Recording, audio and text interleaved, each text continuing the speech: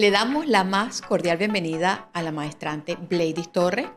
Ella es licenciada en Educación Infantil con énfasis en Tecnología e Informática, con especialización en Lúdica Educativa.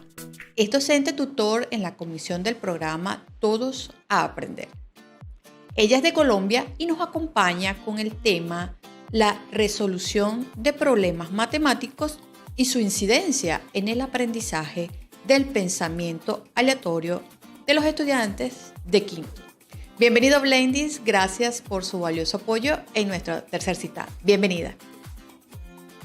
Gracias a ustedes por participar de este espacio, la verdad que ha sido de gran bendición. Hoy amanecí un poquito congestionada de mi garganta, pero aquí estamos cumpliendo la cita con este tercer cita, encantada. Saludos a todos desde la costa caribe colombiana. Y bueno, ya Luz Mujica pues les habló pues de mí, entonces quisiera pues entonces iniciar, ¿sí?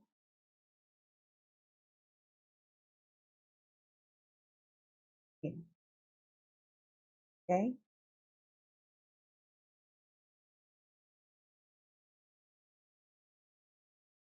Bien, como mencionaba Ruth, el tema de esta investigación es la resolución de problemas matemáticos y su incidencia en el aprendizaje del pensamiento aleatorio de los estudiantes de quinto grado de educación básica de la institución educativa Liceo Joaquín F. Vélez.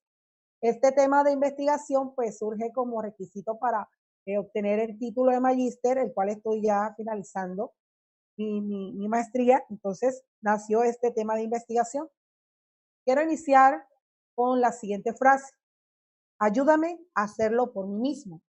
Esta frase tan pequeña, pero que encierra un gran significado, una realidad que como docentes siempre debemos tener presentes, ya que la educación va mucho más allá que enseñar contenidos. Es tratar de educar al niño para la vida en un ambiente estructurado y que este ambiente sea preparado intencionalmente para fomentar no solo su conocimiento, sino su aprendizaje, permitiéndole la libertad basada en un autocontrol a partir de la conciencia y que no haya necesidad de que el adulto esté constantemente supervisando al estudiante.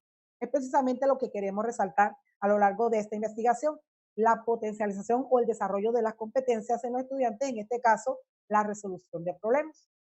Como introducción, tenemos que, según los referentes de calidad establecidos en el Ministerio de Educación Nacional de Colombia, como los lineamientos curriculares, los estándares básicos de competencia, los derechos de aprendizaje y las mallas curriculares, está establecido que los estudiantes de educación básica y educación media deben desarrollar unas competencias específicas en el pensamiento aleatorio, como parte del desarrollo de las competencias matemáticas. Es decir, que los estudiantes deberán plantear situaciones, problemas, que puedan ser analizadas por medio de tratamiento de datos, como ordenar, agrupar, representar o hacer un modelo de métodos estadísticos. Para el desarrollo de este pensamiento se sugiere trabajar con ambientes reales, significativos, ya que los estudiantes siempre traen sus conocimientos previos. En este caso, pues no es diferente también que traigan ese conocimiento sobre el azar y la probabilidad. Esto con el fin de que se pongan en práctica y logren razonar críticamente frente a situaciones de este tipo. Aprender a pensar matemáticamente significa desarrollar un punto de vista que valore el proceso de la matematización, para tener la tendencia a aplicarlos y con esto desarrollar una competencia con las herramientas de trabajo y usarlas en la meta de entender a construir estructuras. Por esto citamos a Schoeffer, quien dice que el reconocimiento de que aprender matemática es un proceso continuo que se ve favorecido en un ambiente de resolución de problemas.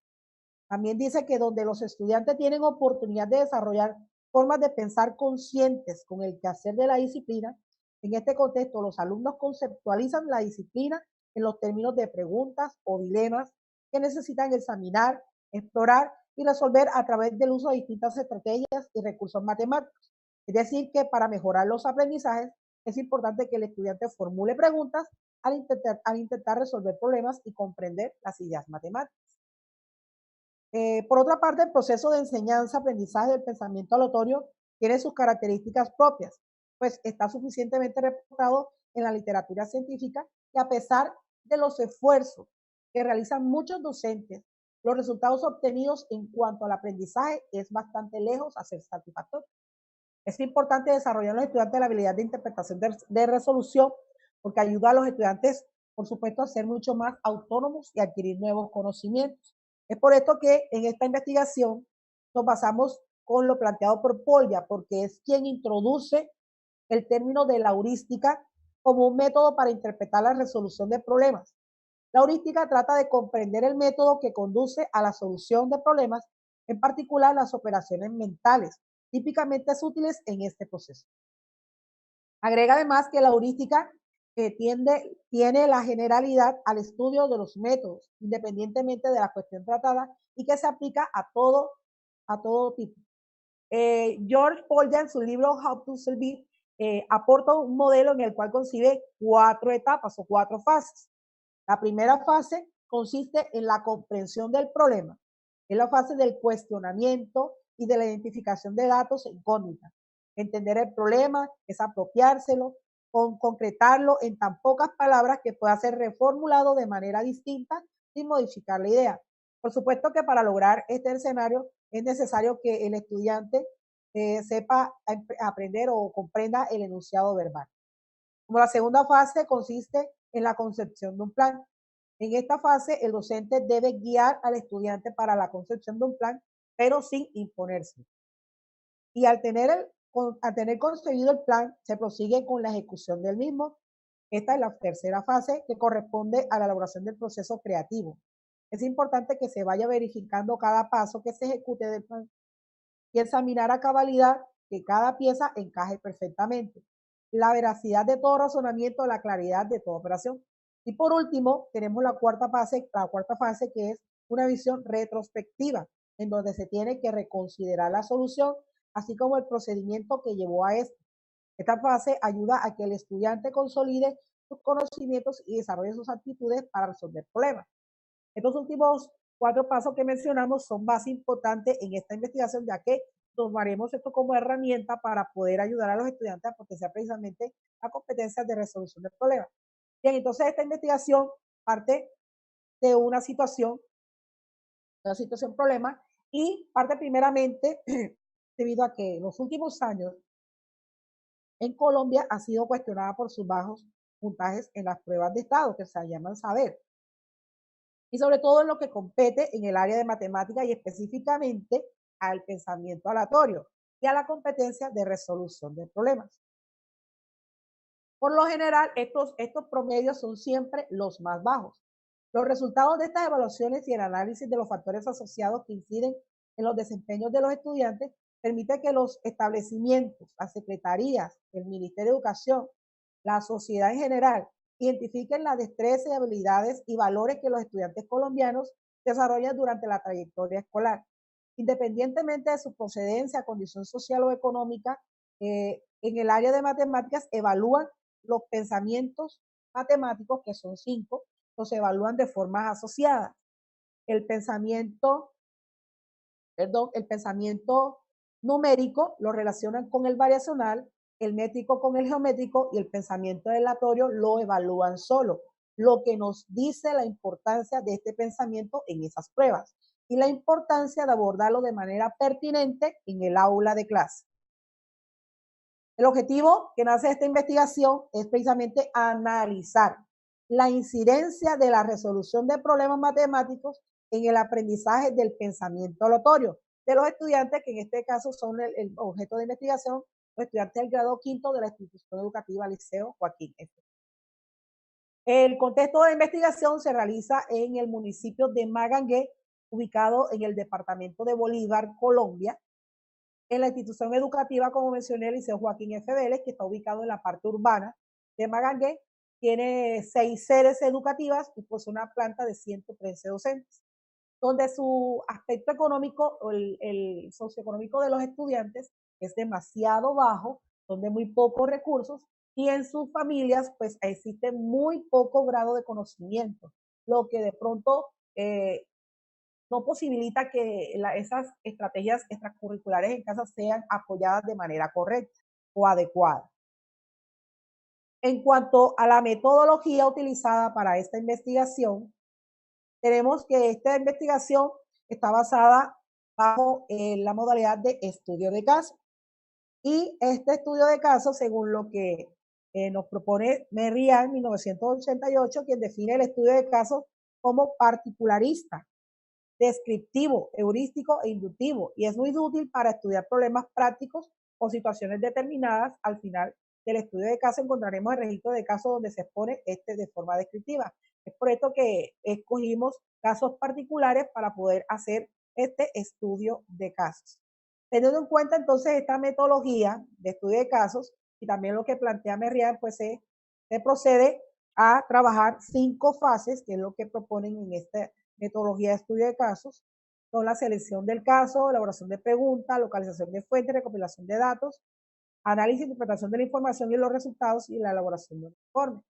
Entonces tenemos en la selección del caso, escogimos, ¿verdad?, el caso que ya lo mencionamos, y para ello los informantes objeto de la investigación está constituida por 200 estudiantes del grado quinto de básica primaria y 40 docentes de básica primaria de esta institución.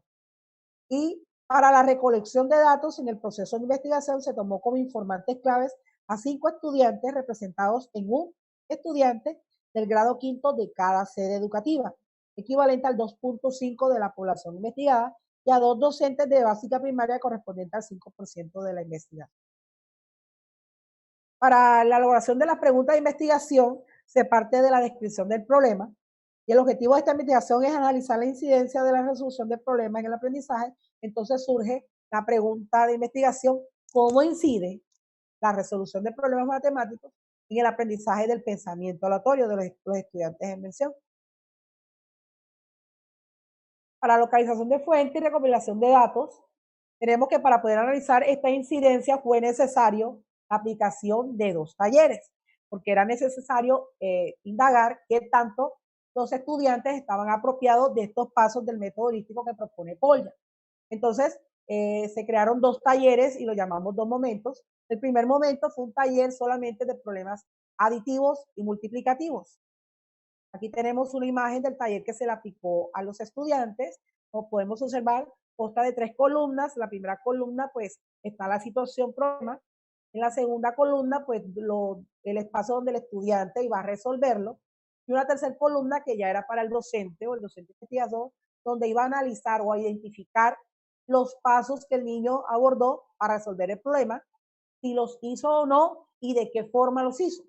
Esto con el fin de averiguar o de asegurarnos de que el estudiante ya tenía una apropiación de este procedimiento heurístico, que ya no tenía ninguna dificultad, y si existía, si aún existía algún estudiante, pues se debería hacer la retroalimentación pertinente. Una vez pues ya garantizado este paso, es la base, porque sin ella pues no podemos proseguir, porque la idea es que el niño ya tenga esa apropiación de resolver problemas, ya tenga una habilidad desarrollada, la cual no se construye de un día para otro, es un proceso que el estudiante, que el docente debe ayudar a potenciar en los niños. Entonces se procede a un segundo momento, ya se procede a un taller, y ahora sí, de problemas de eventos o incertidumbres o azar, como también le llaman. Y aquí tenemos en pantalla este segundo taller que aplicamos para este proceso. El estudiante, para resolver este segundo taller, no solamente debería apropiarse de los pasos heurísticos, sino que también tenía que tener unos conocimientos básicos para poder resolverlo. Por ejemplo, un estudiante de quinto grado, para resolver este taller, debe conocer sobre la escala de la probabilidad, saber cuándo un evento es imposible y qué número representa este evento, o cuándo un evento es seguro y qué número representa este evento. También hallar la razón de la probabilidad, y para esto poder aplicar la regla de Laplace, que es la que se utiliza para hallar la razón de la probabilidad de un evento, y ser capaz de hallar la probabilidad de cualquier evento que se le establezca. Entonces, este es el ejemplo del segundo taller que se le aplicó a los estudiantes. Todo lo que se observó en ambos talleres, perdón, fue aplicado a un formato que llamamos estudio de caso. Tenemos un diario de campo.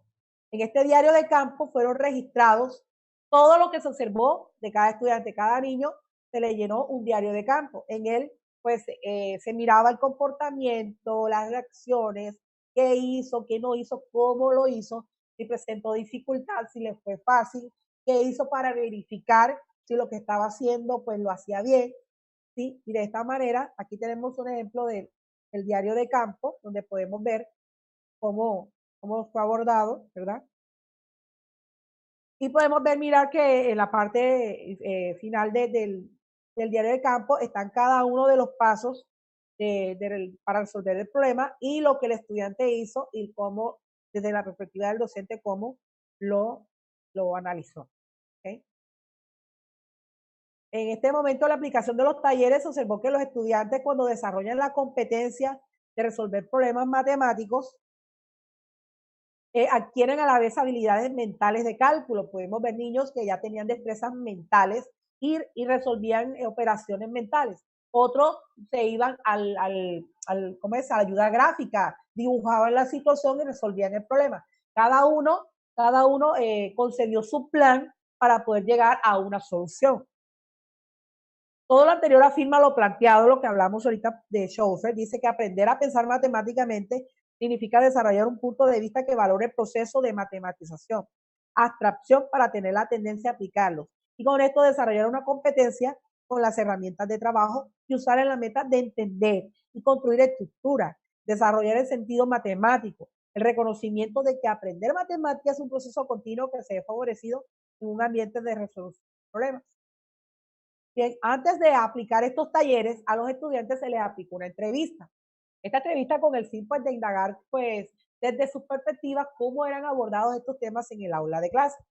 Entonces, a los estudiantes se les aplicó la entrevista y ellos expresan que muy poco en el aula de clase abordan estos temas y que los docentes se apoyan demasiado en guías, en talleres, que de pronto sus clases suelen ser tradicionales, o de pronto no están acostumbrados a ver de pronto algo diferente, o a que el docente llevara al aula de clase pues material didáctico. Y esto debido a lo que describíamos de pronto, a una situación que se presenta con los docentes de básica primaria. Los docentes de básica primaria tenemos que trabajar todas las áreas en el aula de clase y no todos tienen ese conocimiento didáctico del contenido en esta área de matemáticas. Y por ende, pues, siempre van a abordar estos temas, pues no de pronto de una forma profunda. Esta es una de las problemáticas que vemos en el aula de clase. Entonces, ¿qué hacen los docentes? Pues estos temas de estadística, de probabilidad, los agendan siempre como para final de año. Y aquí en la costa, esos últimos tiempos de año se meten muchas fiestas tradicionales culturales y se vuelve un periodo como demasiado corto. Y puede que vean estos temas pero de manera superficial o puede que ni siquiera los toquen. Entonces, el estudiante va trascendiendo con esta deficiencia año tras año. También entrevistamos a 2 docentes. Intencionalmente entrevistamos un docente de matemática que tuviera el área disciplinar de matemáticas y a otro que tuviera un área diferente. ¿Qué pudimos contrastar en estas dos entrevistas, verdad? Que, por ejemplo, el docente que tiene el conocimiento de matemática, pues sus clases, pues obviamente son más centradas, van dirigidas al objetivo de aprendizaje, van encaminadas al desarrollo del aprendizaje específico en matemáticas, puesto que él tiene el conocimiento, ¿verdad? Tiene el dominio del tema y que también se basa en el contexto, que lleva mucho material contexto. Por ejemplo, el docente de matemáticas me expresaba de que para sus clases de probabilidad utilizaba los recursos como por ejemplo los dados, la ruleta, una pirinola, cuestiones o juegos que se ven a nuestro alrededor que son fáciles de conseguir, las cartas de naipes, etcétera. Con esto, pues él desarrollaba su clase, convirtiendo de pronto esta clase un poquito más significativa. Por el contrario que el docente que no tiene la habilidad, entre su entrevista manifiesta de que él, bueno, no, nos hace notar de que él se basa más que todo es en el desarrollo del contenido, del concepto como tal, pero no de la ejercitación, de este procedimiento en el aula. Lo que podemos inferir es lo que está afectando mayormente a que estos este porcentaje, estos puntajes obtenidos en las pruebas se reflejen de esta manera, porque los niños no están recibiendo esa formación adecuada, y me refiero en este caso al pensamiento aleatorio, pero me imagino que puede suceder en muchas otras áreas, porque el docente de básica puede que tenga la finalidad a una sola área y no a todas. Entonces, en esta donde tiene ese dominio, pues es precisamente donde se va a desarrollar mejor. Lo que podría de pronto reestructurar en las instituciones educativas es la organización de las asignaciones académicas y asignarle las áreas a los docentes que tengan esa mayor apropiación de cada una de las asignaturas para evitar estas dificultades año tras año. Bien. Como conclusión, tenemos que los docentes deben tratar de enriquecer nuestras prácticas de aula cada día, reconociendo nuestras debilidades. Debemos partir primeramente por reconocer cuáles son las debilidades y cuáles son las fortalezas que nosotros los docentes tenemos para llevar a cabo nuestra práctica de aula, y buscar entre nuestros pares a quienes nos puedan ayudar a fortalecerla. Este sería un primer paso para poder cambiar la mentalidad que se tiene frente a estas áreas matemáticas. Cierto que el área de matemática es el área que de pronto encontramos más dificultades, porque precisamente los mismos docentes se han encargado de demostrar que es un área difícil, de entender, de aprender, que solamente los más pilos son los que pueden entenderla, y que de pronto el docente le hace falta aplicar en su aula de clase ese seguimiento de los aprendizajes.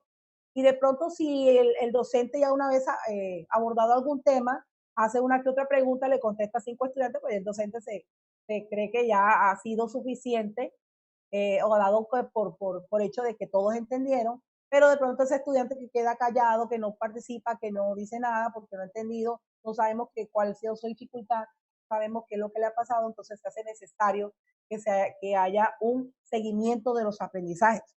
Por otra parte, todo lo que nos rodea tiene que ver con las matemáticas, y esto es nuestra mejor herramienta, la que podemos nosotros tomar para poder llegar a los estudiantes y poder enseñarles de que las matemáticas es un área fácil, es un área que podemos entender, que la vivimos a diario, que simplemente hecho de ir a la tienda y de comprar y de recibir vueltos, ya yo estoy aplicando matemáticas, de saber, por ejemplo, cuánto debo gastar para mi merienda, para mi recreo, cuánto debo, si me da la merienda semanal, cuánto debo gastar cada día. Si todo lo que nos rodea está relacionado con las matemáticas, y el estudiante, todo lo que hace en su diario vivir está rodeado por las matemáticas. Entonces, ese contexto real es el que debemos utilizar los docentes para poder llegar a nuestros estudiantes y poder trabajar con ellos estas áreas.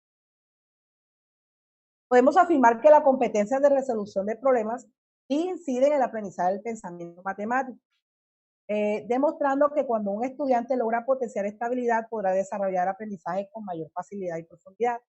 Bien, podemos mirar también que el momento de analizar los resultados de las entrevistas, socializamos con los docentes y logramos ver que sus estrategias desde otra mirada. Podemos mirar también la de sus estudiantes. Con esto vemos que el rol del docente en este proceso juega un papel importante, ya que es el encargado de activar y potenciar en ellos estas competencias, y que se hace necesario apoyarse de material didáctico para, primeramente, mantener la motivación, y segundo, facilitar ese proceso didáctico de aprendizaje, así como lo plantea el Ministerio de Educación Nacional en su decreto 1278, donde dice: la función del docente es aquella de carácter profesional que implica la realización directa de los procesos sistemáticos de enseñanza-aprendizaje, lo cual incluye el diagnóstico de la planificación, la ejecución y elaboración de los mismos procesos y sus resultados, y de otras actividades educativas dentro del marco del proyecto educativo institucional de los establecimientos educativos. Entonces podemos también decir que los estudiantes, durante el proceso, observó que ellos, una vez ya se apropian del método heurístico para resolver problemas, comenzaron a interpretar y a dar soluciones a los mismos, facilitándonos este proceso. Que la metodología aplicada en el aula debe ser diferente a la tradicional, donde la participación de los estudiantes en el proceso de construcción de conocimiento no sea tan limitada. Las matemáticas deben comenzar a enseñarse de manera distinta, demostrándole que pueden ser la asignatura más fácil, como decíamos ahorita, y que los docentes utilizan poco material concreto y didáctico para la innovación de sus clases, solo de las guías de los desarrollos o de los textos que trabajan. Eh, podemos mirar también que lo que está funcionando mal es la metodología de enseñanza. Tal vez si el docente ya replanteara este proceso, permitiendo, ¿verdad? Esta vinculación entre pares, que el docente que tenga la finalidad del área me ayude y yo en la que tenga fortaleza, pues también ayudo a mis compañeros. Y de esta manera podemos sacar a flote y poder tener un mejor apropiación de lo que sabemos y una mayor fortaleza.